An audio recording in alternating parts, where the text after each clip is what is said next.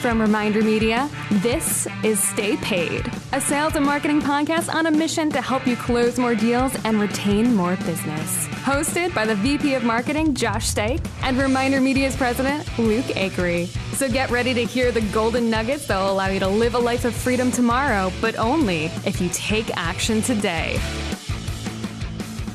Welcome to another Silver Dollar episode of Stay Paid, the best sales and marketing tips of your week in 15 minutes or less. My name is Joshua Stike.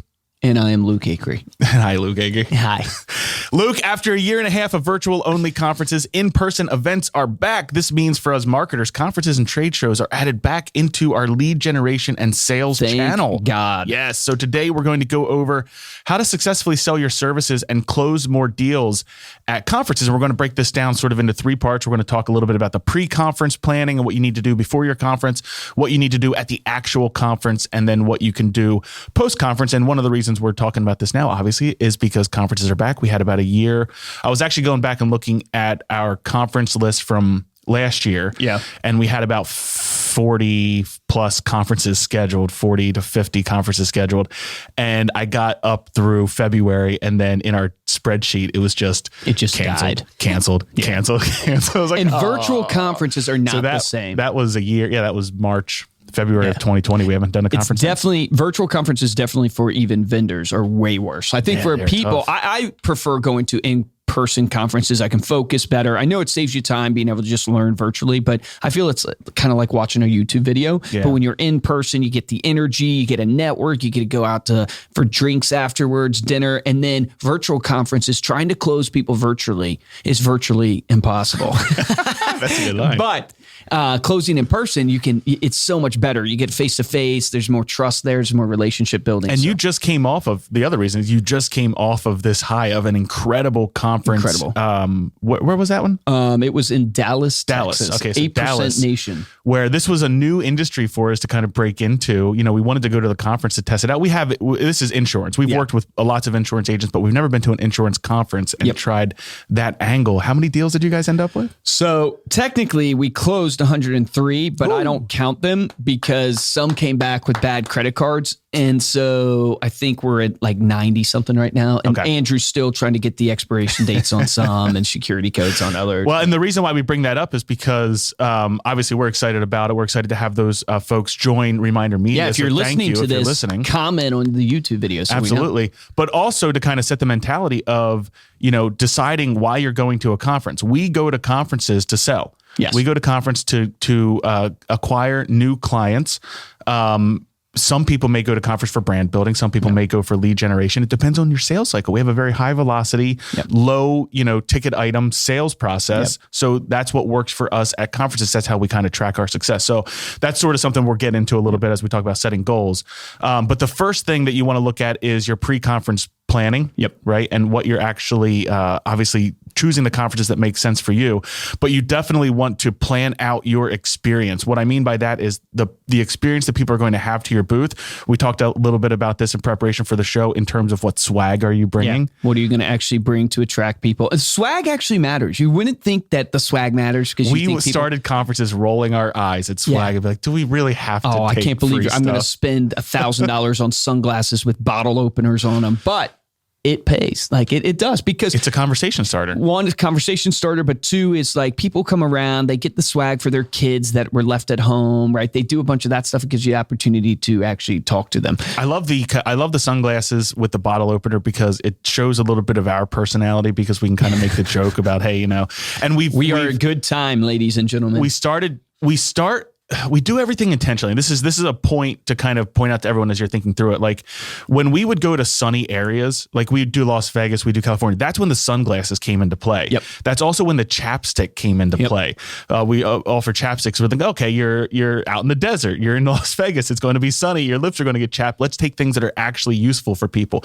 If we do financial conferences, we'll tend to do golf balls, or we'll tend to do golf towels. So we'll tailor the swag that we take to the place that we're going. It's funny with the glasses, right? And they are made in China. And somebody came up to me at one of the conferences, was like, hey, your sunglasses aren't great. I tried opening up a beer bottle with them and it snapped the thing. I said, well, did you get it open? They're like, yeah, I got it open. I said, well, I started handing them out going, hey guys, This is good for 2 beers. 2 beers made in China. No, but the point of swag is like, it needs to be fun. It needs to be a conversation starter, something you can use to pull people even over to your table, right? To engage conversation that then will build rapport to lead you to what you ultimately want to do, which is pitch. Yeah. You had mentioned, right, that some people, you got to decide when you're pre-planning what conference to go to, what are you going to bring, why are you going? Are you going for brand? You're going for lead generation? You're going for sales? Everybody is ultimately going for sales. Us specifically, we're literally trying to close at the booth. And I will tell you, as we move into like what you do at the conference, the number one thing I see at these conferences is lazy booth people. And I apologize if you are one of the booth, I shouldn't even apologize. I don't apologize. If you are at a conference and you are sitting on your butt, not out in front of your table, not pulling people in, you're nuts. Like if I was your leader, I'd lose my mind. Well, let's hold on that thought for just a second. We'll get more into that as we talk about what to do at the actual conference. Other things to look at pre-conference, you want to make sure that you're setting your goals. So obviously the reason you're going to a conference, the reason you're marketing your business for any reason is to ultimately lead to sales. But make sure that you're setting your goals. What we actually do is we look at it from how much are we spending on this conference? How many signups do we need from this conference to pay for this conference? And then we break that down to how many signups do we need a day? How many deals do we need a day? How many leads do we then need to bring home with us in order to get the deals that we want? So just like you would reverse engineer your goals for anything else, you want to make sure you're going in with a specific plan because that drives your actions, which we're going to get to when we talk about the actual conference itself. Other things to do before your conference, reach out ahead of time. So let your current clients know that you're going to be there. Let them know what booth number you're going to be at. This will bring them to your booth to say hi. They're going to want to meet you. You're going to be talking to prospects at your booth, and your current clients are going to walk up and talk about how much they love you or your services, which is a natural testimonial for people that are coming to your booth from a prospect perspective. If you have a list of attendees, make sure you email them your booth number and tease your special offer. Go into your conference with a special offer. This will get people to come to your booth. The number of people that we have showing up at our booth saying, hey, I got your email. I wanted to see what this was about. I wanted to see what your offer was. So that's something super important. I'll give one more before the pre-conference because I know you're going to want to dig into the conference pitch itself. Practice your pitch. Make sure that you're visualizing, that you're role playing what you're going to say at the conference, which will naturally get you in with a level of confidence, which once you then get to the conference and you start doing your pitch, that's where you're going to be kind of changing it and perfecting it on the fly. A big thing to look at, Josh mentioned, but I really want to hammer home because it really helps us from a pitch perspective when we're there. If you have current clients that are going to be at that conference, try to reach out to them. Try to get them to come by the booth. Try to get a testimonial, because what happens when you're at the conference, we will use those people's names, especially if it's a conference of like 300 people, 400 people. That's not actually a ton of people. So chances are they might run into that person. So like at 8% Nation, there was a lady there named Rebecca Davis, and she is a huge advocate of ours. And we were starting to just mention her name. Hey, do you know Rebecca Davis? And people are like, no. Oh, well, she's here. She's a big time agent here. She loves us. She wrote a book. We're part of the piece of her book. But using that builds so much trust and credibility, which is what's needed in a fast-paced sale. So when you're on a conference floor, the number one thing I would tell you about your pitch that I think people make the mistake of is normal sales process is you're building rapport, you're doing discovery phases, you're building a relationship so you can give your value proposition and ultimately provide a solution. On a conference pitch, you do not have that luxury. They are walking down an exhibit hall. They're walking down an aisle. They know they're going to get pitched. They do not want to be stuck at your booth for 5 minutes. They want to hear, what is it that you do? How can you help me? Why should I care? You need to, and I was sharing this with Andrew, who's our VP of Financial Sales, because when we started pitching at 8% Nation, I noticed, and he's an unbelievable salesman, but I noticed he was starting to talk to people about, what do you do with referrals and all this stuff? And I said, discovery. Hey, I said, you can't educate them. This is not the time for education. And that sounds crazy. This is the time to literally be like, this is my product. This is why it helps. This is why you should care. And here's the special we're doing. And we're just asking you to try it. And what I find is when you break your pitch down to be so simplistic, where you're not overloading all the features that it is, you're literally going, here's the pain point. Here's our solution, unique reason why you should use it. Here's what we're doing to incentivize action. people will buy. That takes time. You're not going to do that on your first conference. You might not get there on your second conference. It took us a few times to kind of get to the point. It's like, okay, and this actually, I'm going to go into this with post-conference, but make sure that you're actually reviewing what worked and what didn't work after the conference. Do that 2020, that post-mortem, whatever you call it, where you're looking back and saying, okay, what was I saying that actually caught people's attention, which really starts to refine that 30-second pitch. But let's get into what you started talking about, which is so true. If you go to a conference and you walk around and you look at people sitting at the booth, a lot of times it's not salespeople that are going to these booths. A lot of times it's the marketing team maybe that's going to the booth. Not our marketing team, because Ariel, she goes to conferences and she crushes it. I think the last conference you went to was Keller Williams. You got 36, right? I think it was 26, but 26. if you want to think okay, I'm inflating. Natural salesman to 36. But she closed 26. She came as our videographer, marketer, and she closed 26 new accounts at a conference. And I guarantee you that was way more than probably any of the other booth people around. Because here's the number one mistake that people make. If you sit there and expect people to come to you, they are not going to do that. The amount of touches you're going to get, just like real estate's a contact sport, financial advising is a contact sport, insurance is a contact sport. The more contacts you can make, the more opportunity presents itself. The more opportunity presents itself, the more opportunity you're going to have to close. You in your booth, everybody that comes by, you need to try to pull into your booth. How do you pull them in? What do you say? The best way I pull them in is I look at their name tag, see their name, and actually call out their personal name. Yep. Because when they're walking to an exhibit hall and I see Ariel, now this won't work for people who don't have good vision. Luckily, I have good vision. But when I see Ariel and I go, hey, Ariel, she goes, wait, how do I know you? The funniest thing when I mentioned the Keller Williams Family Reunion Conference, we were having people, it was hilarious. We would be like, hey, Ariel, and they would act like they knew us. Oh, yeah. They're like, oh, yeah, it's you. I remember. And they do the exact same thing with the name tag. They go, oh, hey, Luke, what's up? And they're like, wait a minute. But you have just enough time to be able to get their attention and you're right into the pitch. Exactly. So you pull them in. That's one way. The other thing is that I would tell you is when you call them out, expect them to push you off. A lot of people will put you off, and the amount of deals that I've closed at the conference floor, because I know they're going to push me off, but then I naturally go, basically, my one-liner that I always use to hook people in, this will be the best 30-second elevator pitch you've ever heard. Because my context, just so everybody knows, is a bunch of salespeople. If I go to a real estate conference, it's all a bunch of salespeople, right? If I go to an insurance conference, so they're going to have an appreciation for, well, let me hear your best 15 seconds. Yeah. And if someone says to me, oh, no, I don't have 30 seconds, 15. Let me just take you up the elevator. Here's what we do. And then I'll go right in. I don't pause. I go right in because you're going to get that smile from them. And then we're lucky, right? Because we have a tangible product. Yep. So I will literally, people might walk past the booth. I will literally follow them a ways. Now, caveat here is you got to be respectful to the other booths beside you. So you need based upon your floor layout, don't go stealing other people's prospects. Draw that invisible boundary out around your booth. But get in front of your table. Get in front of your table. Don't be afraid to call people out that walk past you, right? And bring them back in.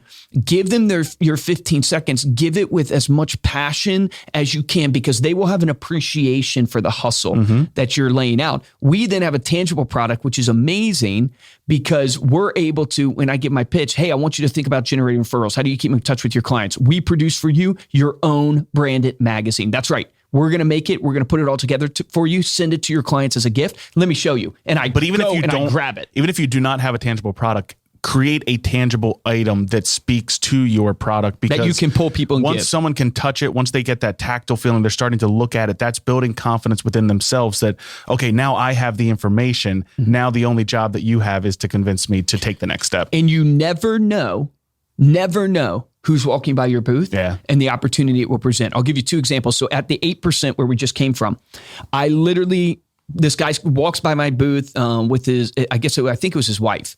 But I'm not positive. Definitely his agent, but I think his agent's also his wife. I pull him in. I go, hey, can I just give you our 30 seconds? Like he was kind of pushing, but hey, can I give you 30 seconds? I end up pitching him. Halfway through my pitch, I realize it's Tim Grover.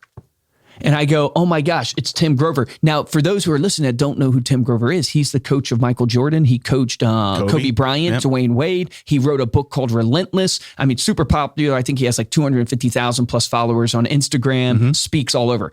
So I actually got a little nervous halfway through. I was like, oh my gosh, this is freaking Tim Grover. I need to get him on Stay Paid. So I ended up pitching him. He appreciated the pitch, right? It's not totally for his business, but then I ended up going, hey, I want you on the show. And he goes, yeah, absolutely, reach out. And that his wife, I guess, was his agent.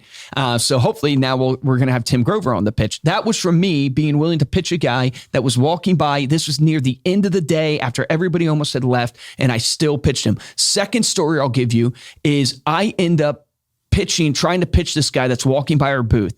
He ends up, this was at NAR, right? So National Association of Realtors. He ends up walking by, and this is just to tell you guys about perseverance and keeping going. He walks by, he kind of leans back and goes, no. And I go, no, just let me give you my 30-second elevator pitch, right? And he basically goes, okay, walk with me. So I walked with them, pitching him around the corner. We stop when we get around the corner of the booth, and he goes, okay, I like this. We walk back to the table. I hand him, I go, here's the sample. He goes, I don't need a sample, but hey, I run all of the vendor program at Keller Williams. I'd like to get you guys as an approved vendor. Call me when you get back to the office. Here was the guy, his name was Tom, that runs all the vendor stuff. I remember this one. You remember this? Yeah. All the vendor stuff. But because I was willing to call this guy out that's walking fast by the table in a suit, he basically leans back and kind of blows me off a little bit, not rudely, but I go, no, let me give you my 30 seconds. He goes, okay, fine, walk with me. We walk around the corner, and that ends up getting us our approved vendor relations with Keller Williams. Yeah. No, Crazy. It's incredible. I mean, the willingness and the ambition to bring people in at the end of an aisle is going to be the difference between conference success and walking away and feeling like, I didn't get anything. I didn't get any return out of that. Have a promotion also at the event. Yeah. You need an urgency at the event. Ours is we have a $300 setup fee. We waive it. At the event. And we're going to still put down money and honor that, right? We're going to talk about post-conference follow-up and stuff, but make sure that you honor that. If someone doesn't take advantage of that at your booth and then they want to try and get it later, I would hold firm and make sure that you're honoring that, because that builds a lot, because you're going to be going back to some of these events and people are going to start to create some level of mistrust if you're not honoring that, like you're saying. Real quick, sorry to interrupt. Same kind of idea with the promotion, but with your current clients, because we have gotten so many referrals because people come to the booth because we've let them know, hey, we're coming. You guys should come and check us out. People will then come if we have a referral initiative for them. So we always say, like, hey, if you bring someone to the booth, we'll give you 15 free magazines. And we've gotten so many people to sign up just because of that. We also do, when we're at the conference, if you have someone that was on the fence, wouldn't say yes, and they say they're going to come back, chances are they won't come back. Right. Most won't come back because they just get never busy. Come back. Get their card, try to get their cell phone and ask them if you can text them. And then the last day of the event, text those people that day, follow up with them. We have brought a lot of people back that way. Yeah, absolutely. That's going to be one of the other tips during the conference, is to make sure that you are collecting leads, you are collecting business cards. We use a program called CamCard. So if you're looking for an idea there, it actually lets you take a picture of the business card, and it's got like an OCR, like an optical character recognition, where it'll break it down, and so you don't have to type all those cards out. The texting was a huge thing. Our sales team would that night would bring out their business cards and text in, hey, hope to see you tomorrow, because everyone's at an event, everyone's at the conference, everyone's up and doing things. Anything to stand out. Make sure you're scanning badges if that's an option for you, and then taking detailed notes. So whenever you are collecting those business cards, write on the back who that person was, what the conversation was. If you can reference that in your follow-up, that goes a huge way with the people that you spoke to, where they feel like, okay, they remember me. Point. They were listening to what I said. I'm not just another number at the conference.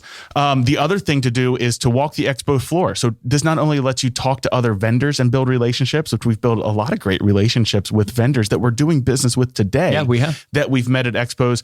Also, look through the eyes of a consumer when you're walking the floor. What types of booths stand out to you? What types of colors? What kind of messaging? And then use that to improve your own booth experience to draw people in. And then the last thing I'll say during the conference is make sure, just like your website and your landing pages, you have one call to action. Don't give people too many options at the conference. If your goal is to get them to sign up right there, make sure you have the ability to sign them up easily with little friction, because it's going to be busy. You're going to be bringing people in a lot. If you're just collecting leads or you're just booking demos, maybe make sure you have that process nailed down so it's super frictionless, and you're only asking people to generally do one thing. If they're not going to sign up with you, that's okay. Get their card, follow up with them later, and try and get that call to action on the post-conference. So the post-conference really this is where I think a lot of people fall down in terms of they leave the conference, they don't really do anything with the people that they've met, the leads that they've collected. If you have your leads, make sure you're sending an email out to all of them. If you have a post-conference list that you've purchased from the event, make sure that you're emailing them. Like I said, make sure that you are honoring your special, but offer an alternative. So come up with an alternative deal that you can give people after the conference that's, equal or a little lesser value. That's still a really good deal for people who needed that little bit of extra time to think about it. And then the last thing, or not the last thing, but the other thing I mentioned a little bit is make sure that you're reviewing and you're assessing everything. You're looking at your conversion rates, what worked, what didn't. Talk to others, get feedback from the team. When I talk about conversion rates, we've got it down to the point where we're at 10% conversion. If we talk to 100 people, we'll sign up 10 of them. So we then know how many people are going to be at that conference, how many days will we be there, how long are the expo floor, to figure out, okay, we think based on the fact that we're sending 2 or 3 people, we can talk to this many people, we should end up with this many deals. Speed in the follow-up matters because there's so many vendors. What is everybody doing? Everybody's following up afterwards, and there's only so much of the wallet share that's available. And so we have run into, especially earlier on in our conference days, where we would call somebody and I decided to spend my money here, but I really loved you guys. I want to keep you in mind. We lost that opportunity just because we weren't first in the door. So speed matters. Realize they're going to be bombarded, right? So realize that, and you can use that in your pitch and your follow-up and stuff, but still the reason why you want to get them on the phone first is because you want to capture that wallet share. Last thing is to make sure you're thanking the showrunner or the person the coordinator of the event. This is so important from the standpoint of, I know we look at it like, hey, we're going to spend $10,000 to go to this conference. Like you don't need to thank the company that you paid $10,000 for. These showrunners, these event coordinators work insanely hard. And if you are showing your appreciation and building a relationship with them by connecting with them on social media or following up with them, they are the ones that are in the know in these organizations. They know when the next opportunity comes up. They're the ones that can get you the good booth placement. So make sure that not only you're thanking them because it's the right thing to do, but it also opens up opportunities going forward. If you want to think about like return on investment, I don't know if you want me to share like the real numbers, but I did pull our return on investment in conferences over the last 2 years. And it's a 5.25x return on investment from what we've spent to what we've made on conferences. So if you're thinking about, is this worth it? The first few conferences we went to, it was nerve-wracking. We weren't sure. After sticking with it and tracking all of those numbers, we're able to find out we've had over 1,400 sales from conferences, 940 of those coming at the conference, 400 are coming during the follow-up, 143 are coming through online. That's 228 expo days. That's crazy. That we've spent. So 4 sales a day on average just at the conference alone. So there's a little bit of insight into the return on investment from conferences. All right, I know that one went a little bit long, but this is a passion of ours. It's a re-passion of ours. And I was trying to talk super fast.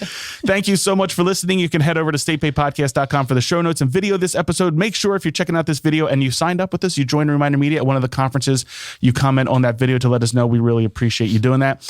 If you like this episode and want to support the show, there's 2 ways we ask you to do it. The first is to head on over to Apple Podcasts, leave a 5-star review along with a comment about how we're doing. And the best way to help out the show is to tell a friend and share this on your social media. Luke, did you hear about the guy who invented the knock-knock joke? Have you heard about it? Did you hear what happened to this guy? No. He won the Nobel Prize. What's the Nobel Prize? Oh my gosh, that's brilliant. Yeah, because he doesn't use the bell, he knocks. So he won the Nobel Prize. That was a good one. Yeah.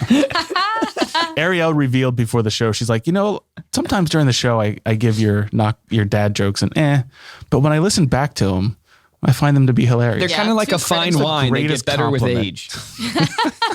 If you want to get a hold of me or Luke, you can email us at podcast@remindermedia.com or find us on Instagram. We are at Stay Paid Podcast. For this episode of Stay Paid, I'm Joshua Stike. Guys, I'm Luke Acree. Here's your action item for this is see if you can attend like a trade show. Is there an opportunity for you and your business to go to a trade show and apply some of these principles? We had a great podcast, and I'm slipping my name, who was the agent, but they went to home expos. Yes. Maybe, Ariel, you can find that and and put that in the show notes. I want to say it was Lisa Harris. Yeah, Lisa Harris. Lisa Harris. That's who it was. But she attended. So if you're thinking, man, I'm a real estate agent, there's no trade shows for me, or I'm a financial advisor, there's no trade shows. No, like you have seminars you can go to. There's home expos. There's a ton of opportunity out there. But the key there is applying these principles. If you go listen to Lisa Harris's podcast, you're going to see she applies so many of these type of principles that we just talked about. Remember, the difference between a top producer and a mediocre producer is top producers take action. Take action on that today.